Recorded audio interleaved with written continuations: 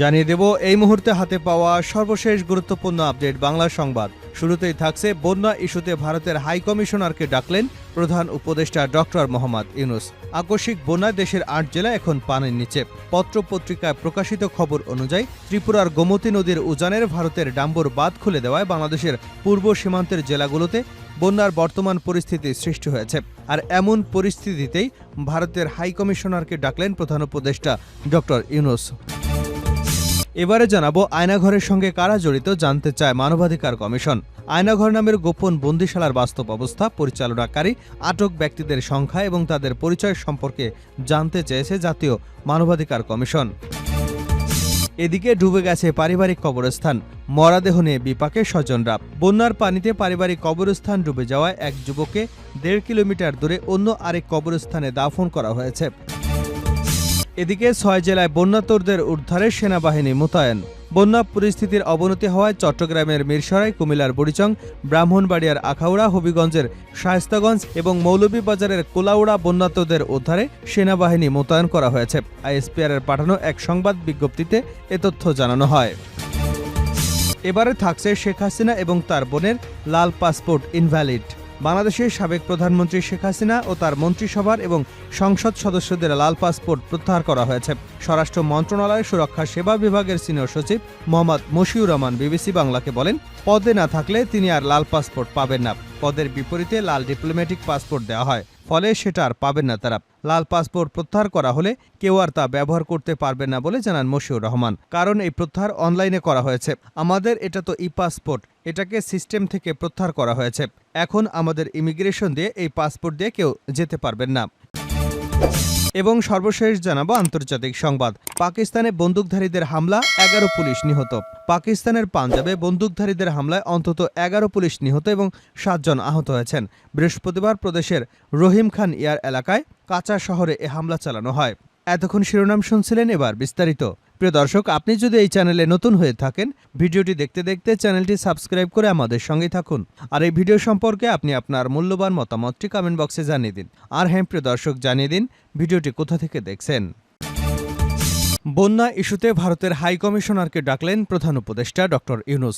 আকস্মিক বন্যায় দেশের ৮ জেলা এখন পানির নিচে। পত্রপত্রিকায় প্রকাশিত খবর অনুযায়ী ত্রিপুরার গোমতী নদীর উজানে ভারতের ডাম্বর বাঁধ খুলে দেওয়ায় বাংলাদেশের পূর্ব সীমান্তের জেলাগুলোতে বন্যার বর্তমান পরিস্থিতির সৃষ্টি হয়েছে। এমন পরিস্থিতিতে অন্তর্বর্তী সরকারের প্রধান উপদেষ্টা অধ্যাপক ডক্টর মোহাম্মদ ইউনূস বৃহস্পতিবার বিকেলে ঢাকায় নিযুক্ত ভারতীয় হাই কমিশনার প্রণয় ভার্মাকে ডেকেছিলেন। এদিকে ভারতের বাঁধ খুলে দেওয়ার কারণে বাংলাদেশের বন্যার বর্তমান পরিস্থিতির বিষয়টি বাস্তবসম্মত নয় বলে বিজ্ঞপ্তিতে প্রকাশ করেছে ভারতের পররাষ্ট্র মন্ত্রণালয়। বাংলাদেশের পানি উন্নয়ন বোর্ডের বন্যা পূর্বাভাস এবং সতর্কীকরণ কেন্দ্র বলছে, ভারত নদ নদীর পানি প্রবাহের তথ্য উপাত্ত নিয়মিতভাবে দিলেও তাদের বাঁধ খুলে দেওয়ার সংক্রান্ত তথ্য উপাত্ত কখনই দেয় না। বাঁধ সংক্রান্ত তথ্য উপাত্ত দেওয়ার জন্য বাংলাদেশ অনেক আগে থেকে ভারতকে প্রস্তাব দিয়ে রেখেছে। বৃহস্পতিবার ভারতীয় হাইকমিশন সামাজিক যোগাযোগ মাধ্যম এক্স হ্যান্ডেলে জানায়, প্রধান উপদেষ্টা অধ্যাপক ডক্টর মোহাম্মদ ইউনূসের সঙ্গে বৃহস্পতিবার সৌজন্য সাক্ষাৎ করেন ভারতীয় হাই কমিশনার প্রণয় ভার্মা। সাক্ষাতে দুদেশের মানুষের শান্তি, প্রগতি এবং উন্নয়নের জন্য হাই কমিশনার ভারতের অঙ্গীকার পুনর্ব্যক্ত করেছেন। কূটনৈতিক সূত্রে জানা গেছে, ভারতীয় হাই কমিশনকে ডেকে প্রধান উপদেষ্টা বলেন যে ত্রিপুরার গোমতী নদীর উজানে ভারতের ডাম্বর বাঁধ খুলে দেওয়ার আগে বাংলাদেশকে সতর্ক বার্তা দিতে পারত ভারত। তাহলে বাংলাদেশ আগে থেকে প্রয়োজনীয় ব্যবস্থা নিতে পারত, জনজীবনের ভোগান্তি এবং ক্ষয়ক্ষতি লাঘব করা যেত। এর আগে প্রধান উপদেষ্টা অধ্যাপক ডক্টর মোহাম্মদ ইউনূসের সঙ্গে যমুনায় বৈঠক করেন অন্তর্বর্তী সরকারের উপদেষ্টারা। বৈঠক শেষে তথ্য উপদেষ্টা নাহিদ ইসলাম সাংবাদিকদের বলেন, কোনো ধরনের আগাম সতর্কতা এবং পূর্ব প্রস্তুতি নেবার সুযোগ না দিয়ে ভারত খুলে দিয়েছে তাদের বাঁধ। এর মাধ্যমে ভারত অমানবিকতার পরিচয় দিয়েছে এবং বাংলাদেশের সঙ্গে অসহযোগিতা করছে। পরিবেশ, বন এবং জলবায়ু পরিবর্তন বিষয়ক উপদেষ্টা সৈয়দা রেজওয়ানা হাসান সাংবাদিকদের বলেন, ভারতের কাছে আনুষ্ঠানিকভাবে বাংলাদেশের বন্যার কারণ জানতে চাওয়া হবে। দুর্যোগ ব্যবস্থাপনা ও ত্রাণ উপদেষ্টা ফারুকি আজম সাংবাদিকদের বলেন, বন্যা আকস্মিকভাবেই হয়েছে বলে ধারণা করছে। ভারত বাঁধ খুলে দিয়েছে বলে পত্রপত্রিকায় লেখা হচ্ছে।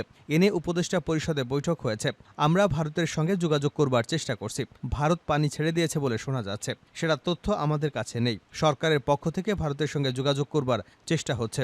ভারতের হাই কমিশনারের সঙ্গে প্রধান উপদেষ্টা এ বিষয়ে বৃহস্পতিবার বৈঠক করেন। আয়নাঘরের সঙ্গে কারা জড়িত জানতে চায় মানবাধিকার কমিশন। আয়নাঘর নামে গোপন বন্দিশালার বাস্তব অবস্থা, পরিচালনাকারী আটক ব্যক্তিদের সংখ্যা এবং তাদের পরিচয় সম্পর্কে জানতে চেয়েছে জাতীয় মানবাধিকার কমিশন। স্বরাষ্ট্র মন্ত্রণালয়ের কাছে এসব তথ্য জানতে চেয়েছে কমিশন। 25শে সেপ্টেম্বরের মধ্যে স্বরাষ্ট্র মন্ত্রণালয়ের জননিরাপত্তা বিভাগকে এসব তথ্য সংবলিত প্রতিবেদন দিতে বলা হয়েছে। বৃহস্পতিবার জাতীয় মানবাধিকার কমিশনে এক সংবাদ বিজ্ঞপ্তিতে এ তথ্য জানানো হয়। এতে বলা হয়েছে, বিভিন্ন গণমাধ্যমে প্রকাশিত সংবাদের পরিপ্রেক্ষিতে মানবাধিকার কমিশন স্বপ্রণোদিত অভিযোগ গ্রহণ করেছে এবং আয়নাঘর সম্পর্কে পরিপূর্ণ তথ্য প্রকাশের দাবি জানিয়েছে। জাতীয় মানবাধিকার কমিশনের চেয়ারম্যান কামাল উদ্দিন আহমেদ স্বাক্ষরিত বিজ্ঞপ্তিতে বলা হয়েছে, আগামী 25শে সেপ্টেম্বরের মধ্যে স্বরাষ্ট্র মন্ত্রণালয়ের জননিরাপত্তা বিভাগকে আয়নাঘর সম্পর্কিত প্রতিবেদন দিতে বলা হয়েছে। এ সময় আরও কোনো ব্যক্তি নির্যাতন সেলে আটক থাকলে দ্রুত মুক্ত করা এবং আয়নাঘর তৈরির নেপথ্যের কারিগরদের বিরুদ্ধে আইন অনুযায়ী ব্যবস্থা নিতেও বলা হয়েছে। বিজ্ঞপ্তিতে আরও বলা হয়, বিগত সরকারের পতনের পরের দিন থেকে নিখোঁজ ব্যক্তিদের অনেকেই পরিবারের কাছে ফিরতে শুরু করেছেন। এতে গত 1.5 দশকে সরকারের গুমের ঘটনার সত্যতা প্রকাশ পেয়েছে। দীর্ঘদিন আয়নাঘরে আটক ব্যক্তিদের সাক্ষাৎ থেকে ভয়ঙ্কর চিত্র ফুটে উঠেছে, তা অত্যন্ত নির্মম এবং অমানবিক। কমিশন বলছে, কোনো ব্যক্তি অপরাধ করলে বাংলাদেশের সংবিধানের 35 অনুচ্ছেদ অনুযায়ী প্রকাশ্য আদালতে দ্রুত বিচার করবার বাধ্যবাধকতা রয়েছে। তা সত্ত্বেও আয়নাঘরের বন্দীদের বিচারের সম্মুখীন না করে বছরের পর বছর গোপনে আটক করে রাখা হয়েছে। জাতীয় মানবাধিকার কমিশন মনে করে, একটি গণতান্ত্রিক রাষ্ট্র ব্যবস্থায় এ ধরনের গোপন বন্দিশালা বছরের পর বছর আটকে রেখে বন্দীদের যে শারীরিক এবং মানসিক নির্যাতন করা হয়েছে তা একাধারে সংবিধান এবং আইনের শাসন পরিপন্থী, মানবাধিকারের চরম লঙ্ঘন। বিনা বিচারে আটক থাকার ফলে বন্দীদের যে ক্ষতি হয়েছে তা অপূরণীয়। বন্দীদের প্রত্যেকে ক্ষতিপূরণ পাওয়ার দাবিদার। ডুবে গেছে পারিবারিক কবরস্থান, মরদেহ নিয়ে বিপাকে স্বজনরা। বন্যার পানিতে পারিবারিক কবরস্থান ডুবে যাওয়ায় এক যুবককে 1.5 কিলোমিটার দূরে অন্য আরেক কবরস্থানে দাফন করা হয়েছে। বৃহস্পতিবার দুপুরের দিক নোয়াখালীর কবিরহাট পৌরসভার 9 নম্বর ওয়ার্ডের ঘোষবাগ গ্রামে এ ঘটনা ঘটে। মৃত আরজু ওই গ্রামের লোকমান হোসেনের ছেলে। স্থানীয়রা জানান, আরজু আগে থেকেই অসুস্থ ছিল। বুধবার বিকেলে তাকে উন্নত চিকিৎসার জন্য ঢাকায় নেবার পথে কুমিল্লা পৌঁছলে মারা যায়। বন্যার পানির জন্য তার লাশ খাটিয়ায় নিয়ে পারিবারিক কবরস্থানে দাফন করা সম্ভব হয়নি। কবিরহাট পৌরসভার সাবেক মেয়র তালাবক্স তাহের টিটু বলেন, আরজুর পারিবারিক কবরস্থান কোমর পানিতে নিমজ্জিত, এজন্য তাকে পারিবারিক কবরস্থানে দাফন করা যায়নি। 6 জেলায় বন্যার্তদের উদ্ধারে সেনাবাহিনী মোতায়েন। বন্যা পরিস্থিতির অবনতি হওয়ায় চট্টগ্রামের মিরসরাই, কুমিল্লার বড়িচং, ব্রাহ্মণবাড়িয়ার আখাউড়া, হবিগঞ্জের শায়েস্তাগঞ্জ এবং মৌলভীবাজারের কোড়াউলা উপজেলায় বন্যার্তদের উদ্ধারে সেনাবাহিনী মোতায়েন করা হয়েছে। আইএসপিআরের পাঠানো এক সংবাদ বিজ্ঞপ্তিতে এ তথ্য জানানো হয়েছে। এতে বলা হয়েছে, সেনাবাহিনীর 17 পদাতিক ডিভিশন, 24 পদাতিক ডিভিশন এবং 33 পদাতিক ডিভিশনের সেনা সদস্যরা নিজ নিজ দায়িত্বপূর্ণ এলাকায় পানিবন্দী মানুষকে নিরাপদ স্থানে সরিয়ে নিতে উদ্ধার কার্যক্রম পরিচালনা করছেন। এছাড়া ফেনী, চট্টগ্রাম, মৌলভীবাজার, হবিগঞ্জ সেনাবাহিনীর 5টি মেডিকেল টিম চিকিৎসা সহায়তার জন্য মোতায়েন করা হয়েছে। এর আগে বুধবার শুধু ফেনী জেলার পরশুরাম এবং ফুলগাজী উপজেলায় বন্যা দুর্গতদের উদ্ধারে সেনা সদস্য মোতায়েন ছিল। বৃহস্পতিবার আরও 5টি জেলায় উদ্ধার কার্যক্রমে সেনা মোতায়েন করা হয়েছে। এই বিজ্ঞপ্তিতে বলা হয়েছে, বন্যা পরিস্থিতি স্বাভাবিক না হওয়া পর্যন্ত সেনাবাহিনীকে কার্যক্রম অব্যাহত রাখার নির্দেশনা দিয়েছেন সেনাপ্রধান। শেষ করছে আন্তর্জাতিক সংবাদ দিয়ে। পাকিস্তানে বন্দুকধারীদের হামলা, 11 পুলিশ নিহত।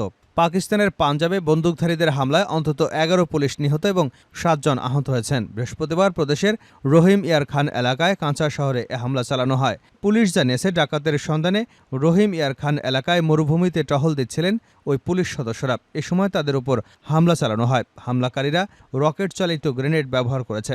ধারণা করা হচ্ছে তারা ডাকাত, কোনো সশস্ত্র গোষ্ঠী সদস্য নয়। তবে এ পর্যন্ত হামলার দায় কেউ স্বীকার করেনি। পাকিস্তানের দক্ষিণাঞ্চলের পাঞ্জাব এবং সিন্ধু প্রদেশে ডাকাত দমনে প্রায়শই অভিযান চালায় দেশটির নিরাপত্তা বাহিনী। এই ডাকাতরা গ্রাম এবং জঙ্গল এলাকায় গা ঢাকা দিয়ে থাকে। অপহরণ করে প্রায় তারা মুক্তিপণ আদায় করে। বিগত কয়েক বছরে পাকিস্তানের সশস্ত্র গোষ্ঠীগুলোর হামলা বেড়েছে। তবে একক কোনো হামলায় এত সংখ্যক পুলিশ সদস্য নিহত হওয়ার ঘটনাই প্রথম। এ হামলার পর পাকিস্তানের প্রধানমন্ত্রী শাহবাজ শরীফ এক বিবৃতিতে জড়িতদের বিরুদ্ধে দ্রুত কার্যকর পদক্ষেপ গ্রহণের আহ্বান জানিয়েছেন। এদিকে গতকালই পাঞ্জাবের একটি স্কুল বাসে হামলা চালিয়েছে বন্দুকধারীরা। এতে 2 শিশুসহ নিহত এবং 6 জন আহত হয়েছেন। এ হামলার দায়ও কেউ স্বীকার করেনি। তবে স্থানীয় একজন পুলিশ কর্মকর্তা বার্তা সংস্থা এপিকে জানিয়েছে, ওই বাসের চালককে লক্ষ্য করেই হামলা চালানো হয়েছিল বলে মনে করা হচ্ছে। শত্রুতা থেকে এ হামলা হয়ে থাকতে পারে।